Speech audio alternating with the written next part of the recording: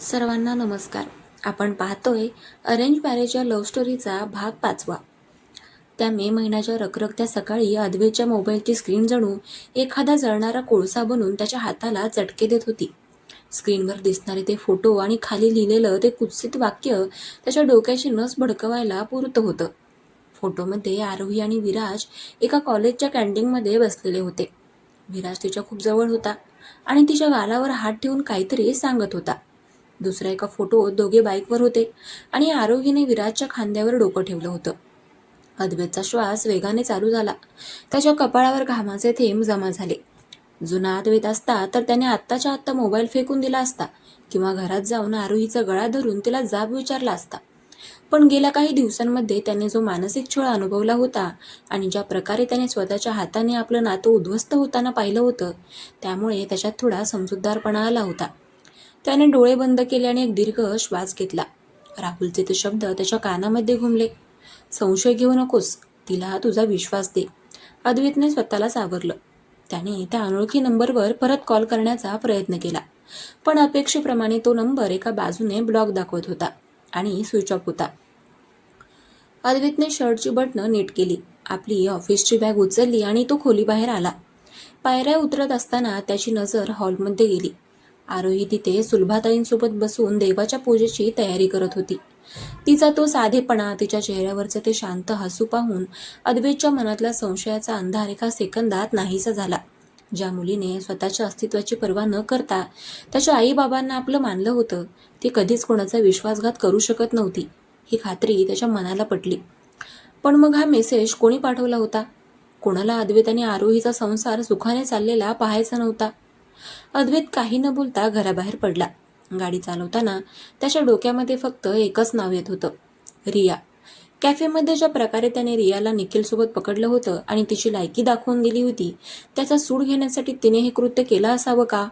की यामागे अजून कोणीतरी तिसराच चेहरा होता? अद्वैत सरळ ऑफिसमध्ये पोहोचला आणि त्याने राहुलला आपल्या केबिनमध्ये बोलावलं. राहुल, हे बघ. अद्वैतने आपला मोबाईल राहुलच्या समोर ठेवला. राहुलने ते फोटो पाहिले आणि मेसेज वाचला. राहुलच्या चेहऱ्यावरही काळजीचे भाव आले. अद्वैत, हे फोटो खरे आहेत की मॉर्फ केलेले आहेत? राहुलने विचारलं. अद्वैतने खुर्चीवर मागे टेकून म्हटलं, फोटो खरे वाटतायत, कारण विराज तिचा कॉलेजचा मित्र आहे, हे तिने स्वतः सांगितलं होतं. पण ज्या उद्देशाने हे फोटो आत्ता पाठवले गेले तो उद्देश खूप घाणेरडा आहे. मला आरोहीवर संशय नाहीये राहुल, पण मला हे जाणून घ्यायचंय की हा मेसेज आला कुठून. तू तुझ्या सायबर सेलच्या मित्राला सांगून या नंबरवरचं लोकेशन आणि ऑनरशिप ट्रॅक करू शकतोस का? राहुलने लगेच मान हलवली. हो, नक्कीच. मी आत्ताच हा नंबर त्याला फॉरवर्ड करतो. पण अद्वैत, तू भाभीला याबद्दल काही विचारणार नाहीस का? अद्वैतने नकारार्थी मान हलवली. नाही, जोपर्यंत मला यामागचं सत्य समजत नाही तोपर्यंत मी आरोहीला काहीच विचारणार नाही. आधीच ती माझ्यावर खूप नाराज आहे. त्यात मी जर या फोटोचा विषय काढला तर तिला वाटेल की मी तिच्या कॅरेक्टरवर संशय घेतोय आणि मग आमचं नातं कधीच सुधारणार नाही. दिवसभर अद्वैत ऑफिसच्या कामामध्ये गुंतून राहण्याचा प्रयत्न करत होता, पण त्याचं लक्ष सारखं मोबाईलकडे जात होतं. दुपारच्या वेळी राहुल केबिनमध्ये आला. त्याचा चेहरा खूप गंभीर होता. अद्वैत, नंबर ट्रेस झालाय, पण जो रिपोर्ट आलाय तो ऐकून तुला धक्का बसेल. तो नंबर ज्या नावावर रजिस्टर आहे ते नाव आहे निखिलचं. अद्वैत एका झटक्यात खुर्चीवरून उठून उभा राहिला. निखिल, आपला बिझनेस पार्टनर? त्याचा आणि आरोहीचा काय संबंध? अद्वैतने आश्चर्याने विचारले. राहुलने पुढे सांगितलं. निखिलचा संबंध नाही अद्वैत, पण निखिलचा फोन काल रात्रीपासून रियाकडे होता. माझ्या सायबरच्या मित्राने सांगितलं की या नंबरचं काल रात्रीचं लाईव्ह लोकेशन एका हॉटेलचं आहे, जिथे रिया आणि निखिल थांबले होते. याचा अर्थ हा मेसेज रियानेच निखिलच्या नावावर असलेल्या सिम कार्डवरून पाठवलाय. अद्वैतच्या डोक्यामध्ये रागाची तिडीक गेली. रिया अजूनही त्याच्या आयुष्यात विष कालवण्याचा प्रयत्न करत होती. तिने स्वतःचं आयुष्य तर खराब केलंच होतं, पण आता ती अद्वैतच्या सुखी संसारावर विरजण घालत होती. अद्वैतने विचार केला की तो रियाला फोन करून तिला चांगलीच अद्दल घडवेल, पण त्याने स्वतःला रोखलं. जर रियाला समजलं की अद्वैत या मेसेजमुळे अस्वस्थ झालाय तर तिचा हेतू साध्य झाला असता. अद्वैतने ठरवलं की तो या खेळामध्ये रियाला जिंकू देणार नाही. तो संध्याकाळी नेहमीपेक्षा लवकर घरी आला.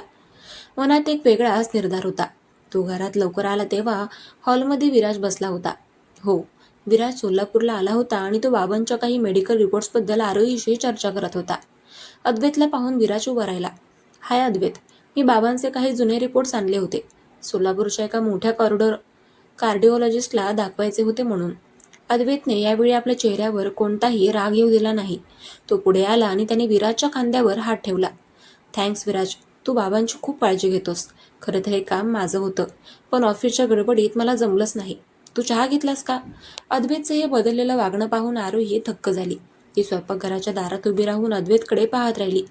तिला वाटलं होतं की अद्वैत विराजला पाहून पुन्हा भांडणं करेल, पण तो तर खूप शांतपणे आणि आदराने बोलत होता. विराजने अद्वैतच्या डोळ्यामध्ये पाहिलं. तिथे त्याला कोणताही द्वेष दिसला नाही. नाही अद्वैत, इट्स ओके. आरोही माझी बेस्ट फ्रेंड आहे, त्यामुळे तिचं कुटुंब माझंही कुटुंबच आहे. मी आता निघतो, मला रात्रीची ट्रेन पकडायची आहे, विराज म्हणाला. अद्वैतने त्याला थांबवलं. अरे, असं काय करतोयस? रात्रीची ट्रेन आहे ना, मग आमच्यासोबत जेवण करून जा. आरोही, विराजसाठी छान जेवण बनव. आरोहीने काही न बोलता फक्त मान हलवली आणि ती आतमध्ये गेली. जेवणाच्या टेबलावर अद्वैतने विराजशी खूप गप्पा मारल्या. त्याने विराजच्या करिअरबद्दल, त्याच्या आवडीनिवडींबद्दल विचारलं. गप्पा मारता मारता अद्वैतने सहज विचारलं, विराज, तुमचे कॉलेजचे दिवस खूप छान होते ना? आरोही कॉलेजमध्ये कशी होती? विराज हसला आणि सांगू लागला. आरोही कॉलेजमध्ये खूप अभ्यासू होती, पण तितकीच स्पष्टवक्ती होती. आम्ही खूप मस्ती करायचो. खरं तर कॉलेजमध्ये एक मुलगा तिच्या मागे लागला होता. खूप त्रास द्यायचा तिला. मीच त्याला 2-3 वेळा समजावलं होतं. तेव्हापासून आम्ही खूप जवळचे मित्र झालो. अद्वैतने विराजचं बोलणं शांतपणे ऐकून घेतलं. त्याला समजलं की मेसेजमध्ये जे फोटो होते ते कदाचित त्याच कॉलेजच्या ट्रिपचे किंवा कट्ट्यावरचे होते, ज्याचा रियाने चुकीचा अर्थ लावून त्याला भडकवण्याचा प्रयत्न केला होता. जेवण झाल्यावर अद्वैत स्वतः विराजला सोडवायला स्टेशनवर गेला. स्टेशनवरून परत येताना अद्वैतच्या मनामध्ये एक वेगळं समाधान होतं. त्याने संशयाच्या भूताला आपल्यावर ताबा मिळू दिला नव्हता. तो घरी आला तेव्हा रात्रीचे 11 वाजले होते. तो सरळ गेस्ट रूमकडे गेला, जिथे आरोही राहत होती. त्याने हळूच दरवाजा ठोठावला. आरोहीने दरवाजा उघडला.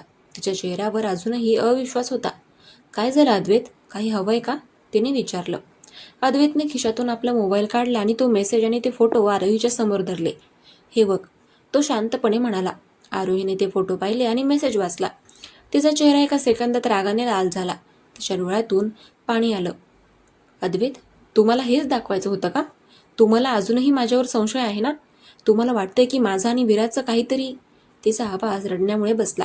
तिने दरवाजा बंद करण्याचा प्रयत्न केला, पण अद्वैतने दरवाजा धरला आणि तो आतमध्ये गेला. आरोही, पूर्ण ऐकून घे. अद्वैतने तिचे दोन्ही हात धरले.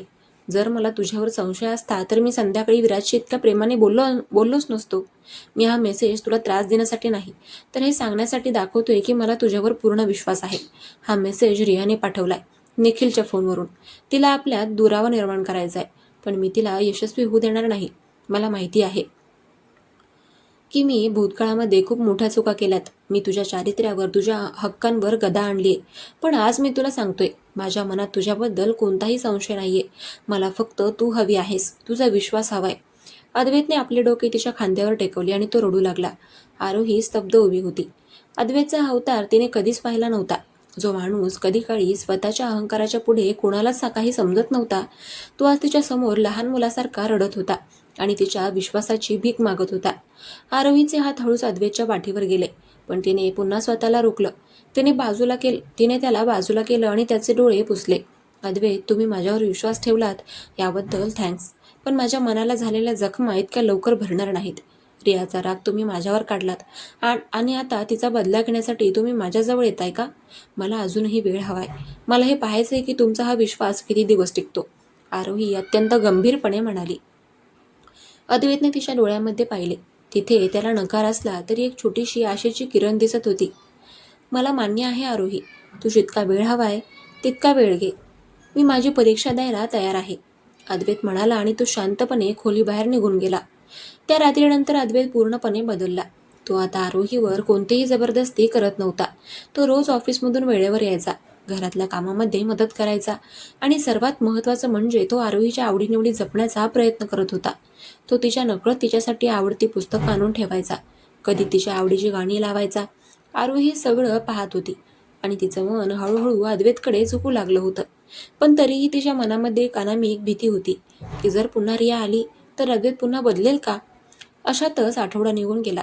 एक दिवस अद्वैतच्या ऑफिसमध्ये एक मोठी मीटिंग होती, ज्यासाठी निखिल आणि रिया दोघेही येणार होते. अद्वैतने ठरवलं की तो आज रियाला तिच्या कर्माची फळं देणार.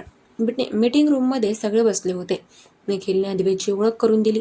रिया अद्वैतकडे पाहून उपरोधिकपणे हसत होती. तिला वाटत होतं की तिच्या मेसेजमुळे अद्वैत आणि आरोहीचं भांडण झालं असेल. मीटिंग संपल्यावर अद्वैतने निखिलला थांबवलं. निखिल, मला तुझ्याशी आणि रियाशी एक वैयक्तिक बोलायचं आहे. निखिलने आश्चर्याने विचारलं. काय झालं अद्वैत? अद्वैतने आपला मोबाईल काढला आणि तो मेसेज निखिलला दाखवला. निखिल, हा मेसेज तुझ्या नंबरवरून माझ्या मोबाईलवर आलाय आणि हा मेसेज काल रात्री पाठवला गेलाय. जेव्हा हे सिम कार्ड रियाकडे होतं तेव्हा रियाने तुझ्या नावाचा वापर करून माझ्या फॅमिली लाईफमध्ये लुडबुड करण्याचा प्रयत्न केलाय. निखिलने तो मेसेज वाचला आणि त्याचा चेहरा रागाने काळाटिक्कर पडला. त्याने रियाकडे पाहिलं, जी आता भीतीने थरथरत होती. रिया, हा काय प्रकार आहे? तू माझ्या फोनवरून अद्वैतच्या बायकोचे फोटो का पाठवलेत? निखिल मोठ्याने ओरडला. रिया चाचरत म्हणाली, निखिल, ते अद्वैतने माझा अपमान केला होता म्हणून. निखिलने तिला मध्येच थांबवलं. भास्कर, रिया, मला माहिती नव्हतं तू इतकी नीच आहेस. अद्वैत तुझा भूतकाळ होता, पण तू आज माझ्यासोबत बिझनेस आणि रिलेशन मध्ये असताना हे सगळं का करतेस? You are finish Riya. आजपासून आपला बिझनेस आणि नातं दोन्हीही संपले. निखिल रागाने मीटिंग रूममधून बाहेर निघून गेला. रिया तिथेच रडत उभी राहिली. तिने अद्वैतकडे पाहिलं. अद्वैत, तू माझं सगळं संपवलंस. अद्वैत तिच्या जवळ गेला आणि अत्यंत शांतपणे म्हणाला, मी काहीच नाही संपवलं रिया. तू जे पेरलं होतं तेच आज उगवलंय. माझ्या आयुष्यातून तू 5 वर्षांपूर्वीच गेली होतीस. आज माझ्या मनातूनही तुझा तिरस्कार संपलाय. कारण माझ्या आयुष्यात आता एक अशी मुलगी आली आहे जी तुझ्यापेक्षा लाख पटीने चांगली आहे. अद्वैत तिथून विजयी मुद्रेने बाहेर पडला. त्याला आज असं वाटलं होतं की त्याने आयुष्यातली सर्वात मोठी लढाई जिंकली होती. तो आनंदाने गाडी चालवत घरी आला. त्याला आत्ताच्या आत्ता आरोहीलाही सांगायचं होतं की रियाचा चॅप्टर आता नेहमीसाठी क्लोज झाला आहे. तो घरात आला, पण घरातील शांतता काहीतरी वेगळेच सांगत होती. हॉलमध्ये सुलभाताई बसून रडत होत्या आणि बाबांचा चेहरा खूप गंभीर होता. अद्वैतने घाबरत विचारलं, काय झालं आई? बाबा, काय झालंय? आरोही कुठे आहे? बाबांनी अद्वैतकडे पाहिलं आणि त्यांच्या हातातले एक पत्र अद्वैतच्या समोर केलं. अद्वैत, आरोही घर सोडून निघून गेली. तिने हे पत्र तुझ्यासाठी ठेवलंय. अद्वैतच्या हातातून बॅग खाली पडली. त्याच्या छातीची धडधड थांबल्यासारखी झाली. त्याने थरथरत्या हाताने ते पत्र उघडलं. त्यामध्ये आरोहीने असं काहीतरी लिहिलं होतं जे वाचून अद्वैतच्या डोळ्यांसमोर पूर्णपणे अंधार पसरला. आरोहीने त्या पत्रात असं काय लिहिलं होतं? ती घर सोडून का गेली? अद्वैत तिला परत शोधून आणू शकेल का? की त्यांच्यातील हे अंतर आता कधीच मिटणार नाही? तुम्हाला काय वाटतं, काय होईल पुढे? कमेंट करून नक्की कळवा. आणि हो, आपल्या चॅनलला सबस्क्राईब करायला विसरू नका. भेटूया उद्याच्या भागात. चलो बाय.